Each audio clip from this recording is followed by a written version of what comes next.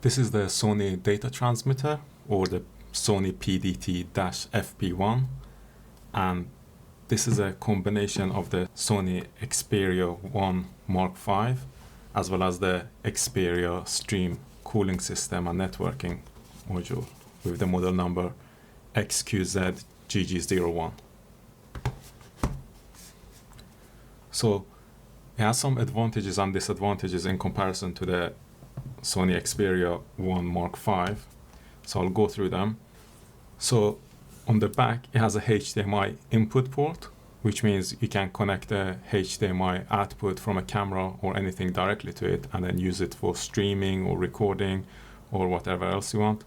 And it has two USB-C ports, so one to charge it and one to do data transmission, which means you can connect an extra camera to it if you wanted through there, as well as through the HDMI and the camera that comes with the device itself. And you also have a network port. And in addition to the network port, you could alternatively use the USB-C port with a network adapter that way as well. So in terms of cameras, you have this one camera, and the cameras on this device is less than the Sony Xperia 1 Mark V, and the cameras are not as good neither.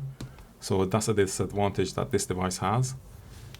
But you can connect a camera through the HDMI input port, and you can also connect the camera to the USB-C port. So you have those options as well. And in terms of networking, you have the 4G, 5G, which comes with any mobile device on this, and you have Wi-Fi and Bluetooth as well, obviously. But you can also connect a network cable to this and connect it to another device. And you can also connect the network dongle to the USB-C port and then connect to another network through there.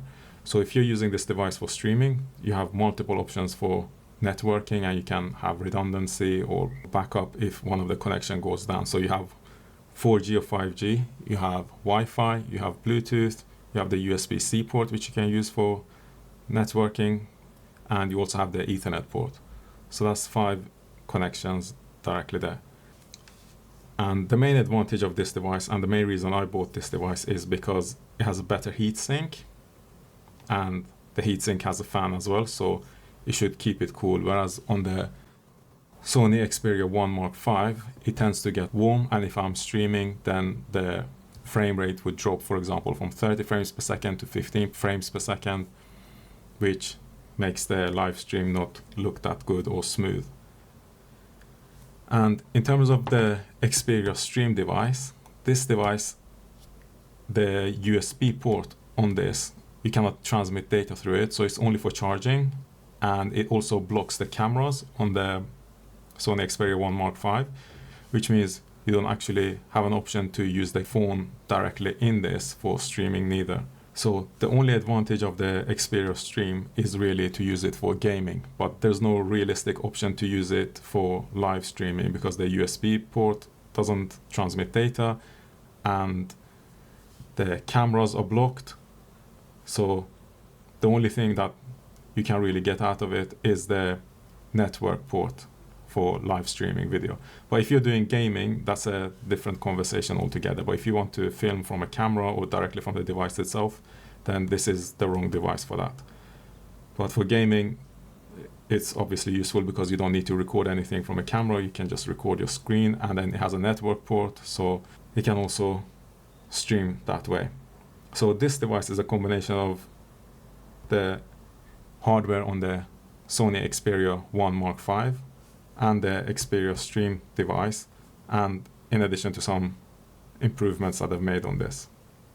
Also, I thought it was obvious, so I didn't actually mention that this device, the Sony Data Transmitter, actually uses Android, so it runs on Android, so you can just go to the Google Play Store and essentially download any Android app that you want for it. So that includes the apps for live streaming or video recording. So if there's any particular third-party app that you like, you can obviously download it and run it on this device as well. So the main disadvantages of this device in comparison to the Sony Xperia 1 Mark V is that, first of all, it doesn't have all the cameras, and the cameras and the sensors are not as high quality as it is on the Sony Xperia 1 Mark V. And the second disadvantage is that there's no software on this device for directly streaming from the device. So what Sony recommends is that the camera for this can only be used for scanning QR codes, but the reality is this is just a mobile device like the Sony Xperia 1 Mark V. So you can actually use the camera, but they haven't included the software for live streaming in there. So you have the external monitor app, which you also have on the Sony Xperia 1 Mark V, but you don't have the Video Pro app on there. So you cannot directly stream from this device when using its own camera, unless you get a third-party app for it, and that works perfectly. So you can get a third-party app and use that for streaming on the device directly itself. But you don't get the Video Pro app, which comes on the Sony Xperia 1 Mark V.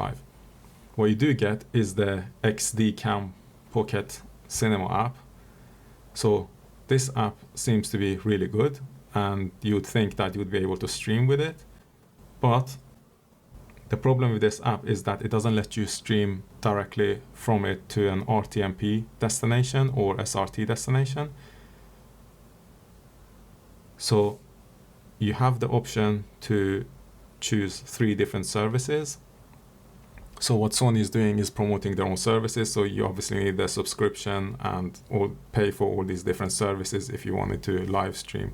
So there's no direct option here to do RTMP live streaming or SRT live streaming. So that's I would say the biggest disadvantage of this device in comparison to the Sony Xperia 1 Mark V, which you can directly just live stream from its camera, and the Video Pro app is on there, so you can use it for streaming. But if you're streaming from a camera, then you can use the external monitor app and connect the HDMI to it, or USB, or whatever source you want from another camera into this. And if you have a Sony camera, then that would be even easier, because Sony would have its own protocol that it uses to communicate with this device. But I've used it with non-Sony cameras, and that works fine. So you can use the external monitor, and you can also use third-party apps. Another thing about the PDT-FP1 in comparison to the Sony Xperia 1 Mark V is that this device doesn't actually have any form of image stabilization or lens stabilization, optical stabilization at all, whereas the phone actually does have stabilization, both optical stabilization, so the lens element moves to stabilize the footage, as well as digital stabilization, which essentially crops the image and stretches it out in order to get a more stable footage. So in that sense, the phone is superior. But again, when you're live streaming, you cannot use the stabilization, because if you do use the digital stabilization, the phone will overheat quite quickly and then it will shut down your stream. So you can still use optical stabilization on this device, but you don't even have that option here. So since you have the HDMI port on the data transmitter, if you're outputting the video footage from your camera probably has better image stabilization anyway, and it can probably do both sensor stabilization as well as digital stabilization, and then the output will get fed into this. And the stabilization that's available on proper cameras are obviously much better than any stabilization that you can get from a phone. So that's just another point to keep in mind when you're thinking about using one or the other one for live streaming. So overall, I would say this device is a little bit of a compromise. The big advantage is that it has a heatsink and a fan, which keeps it cool. And the obvious disadvantage is that the cameras are not good, and the camera app has been excluded from this device, which is a real shame. And the app they've included on it, which is the XD Cam app, doesn't allow you to stream. So you have to pay for Sony services in order to stream to a destination. So you can't use this app to directly stream to YouTube or Facebook or anything like that. So if you're using it to connect a camera to it, it's good, but otherwise, if you want to use it directly, then I think the best option is to use a third-party app. So if I wanted to connect the camera to the Sony Xperia 1 Mark V, I would need a capture card, and then I would need a cable to convert the USB-A to USB-C to plug it into the phone. But the problem with that was that I couldn't keep the phone charged at the same time. So I looked at a few different USB hubs. So this is one USB hub. The problem with this one was that it was too small, so if I inserted it, I couldn't insert the capture card. So I got another USB hub, and as you can see, I can use this one, and what I would do is have the capture card in this USB hub and also have a source of power plugged into this, and then have this plugged into the phone for transmission, and then I will have the HDMI from the camera connected to the capture card. So this is a lot of connections and a lot of things, which is fine if you're working in a studio, but in a run and gun situation, this is really awkward in my opinion. So when it comes to something like this device, the advantage is that you essentially just have one HDMI cable which is running from the camera to this device, and this will sit on top of your camera or camera cage. So in that sense, it's actually quite good. So if you're live streaming from a camera as opposed to from the device itself directly, then this is a lot more convenient than using a phone and trying to get everything to work for that phone. And since it has two USB ports, you can continuously keep it charged as well quite easily. On the back here, it has a 1/4" 20 with two pinholes, which you can see I've inserted a cold shoe type of device here so I can mount it on my camera cage. But one of the disadvantages of this is that I would expect to have a 1/4" 20 with two pinholes on this side so that I could mount it on a camera similar to a screen that you would have on a camera, a monitoring screen or recording screen. So it doesn't have that, which is inconvenient. So it means that you need to have something attached to your camera cage that fits with using this. Another disadvantage of this device is that these buttons here are quite easy to press, whereas the button positioning on the Sony Xperia 1 Mark V are a lot better. And you have the volume buttons and the power on button here.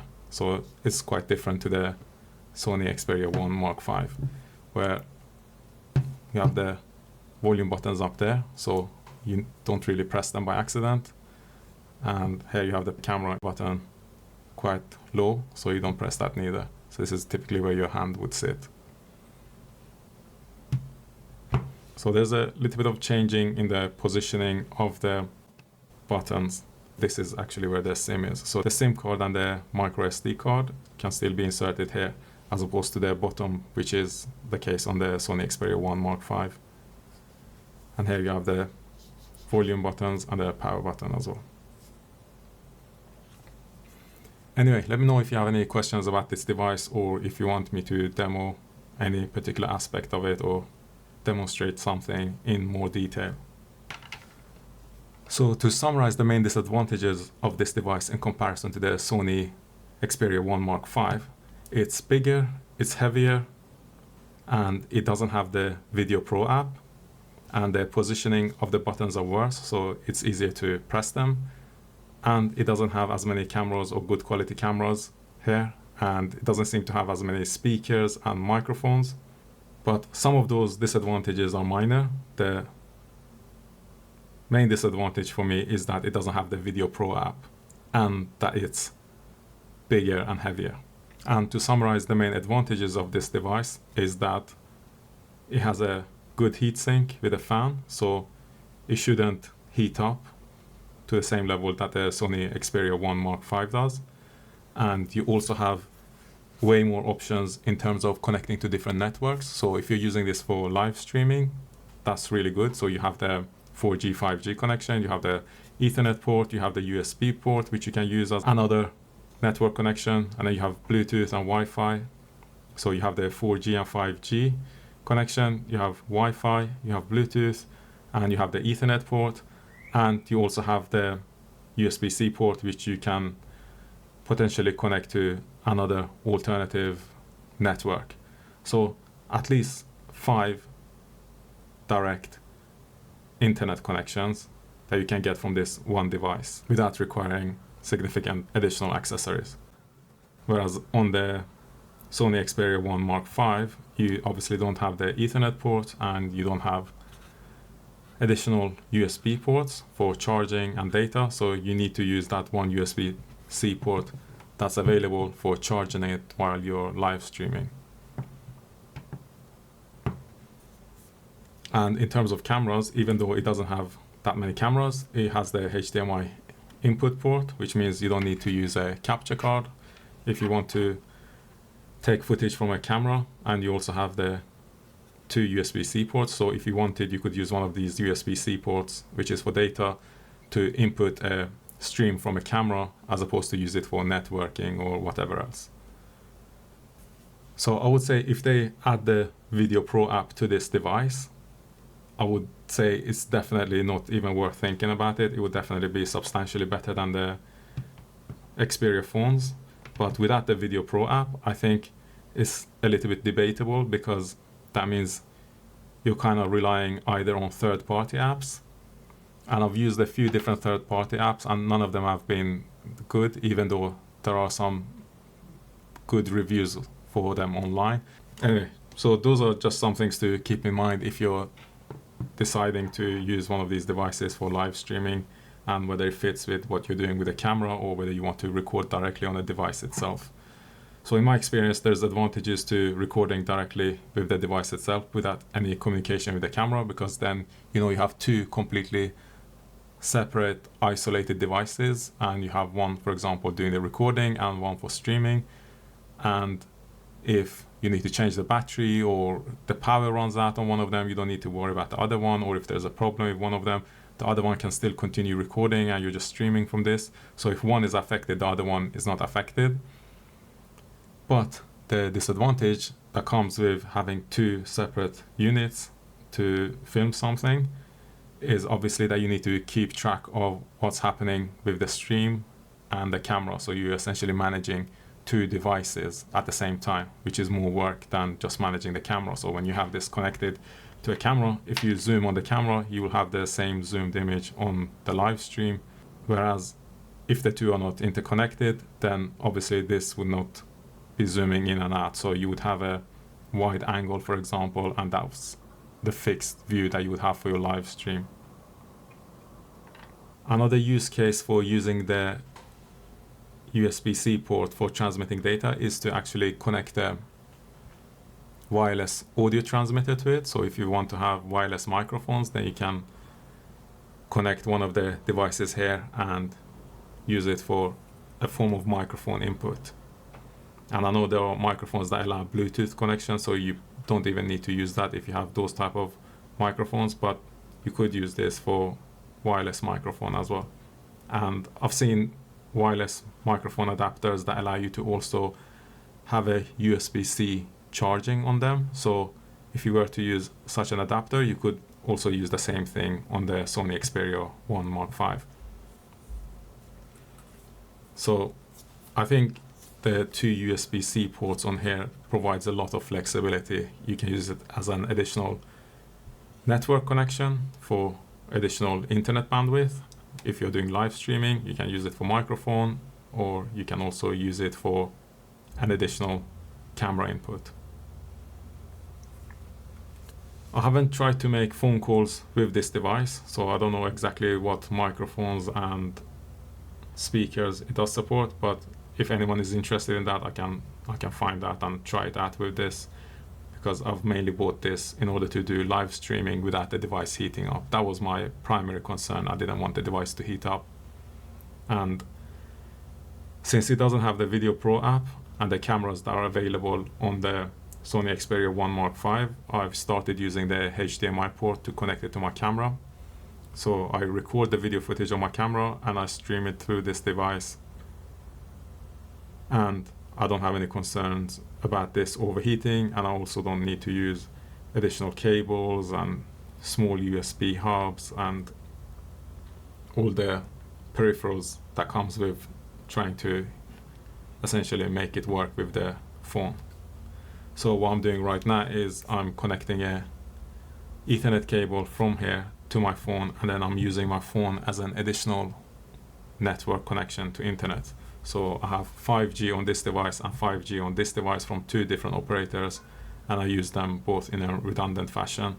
And if the place that I'm going to also has Wi-Fi, then I connect to the Wi-Fi there as well, so I have 3 connections without any concerns. And if the place I go to doesn't have Wi-Fi, then I have a 3rd phone and a hotspot the Wi-Fi for that. So I would have 3 5G devices, so the device itself, this phone, and another phone which would connect through Wi-Fi. Anyway, let me know if you have any questions, or if you want me to talk through exactly how I do my live streaming and anything in particular that you're curious about.